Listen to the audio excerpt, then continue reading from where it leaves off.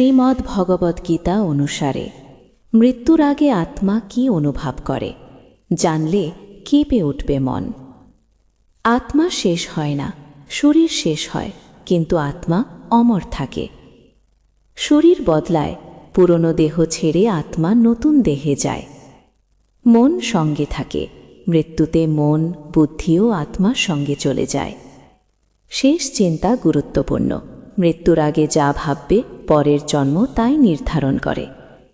শান্ত মন মুক্তি দেয়, যার মনে ঘৃণা নেই সেই সহজে মুক্তি পায়। নির্ভীক আত্মা শান্ত থাকে, মৃত্যুতে ভয় পায় না, কারণ জানে সে নষ্ট হয় না। শরীর ভাঙ্গে আত্মা নয়, আগুন, জল বা বাতাস কিছুতেই আত্মাকে নষ্ট করতে পারে না। কর্তব্যে মৃত্যু পবিত্র, যে নিজের ধর্ম পালন করে মারা যায় সে মুক্তি পায়। ভগবদ্গীতার শিক্ষা, মৃত্যু শেষ নয়, আত্মার নতুন যাত্রা শুরু। আমাদের ভিডিও ভালো লাগলে সবাই মিলে হ্যাপি গীতা চ্যানেলটিকে সাবস্ক্রাইব করবেন। আমি আশীর্বাদ করি সবাই ভালো থাকুন।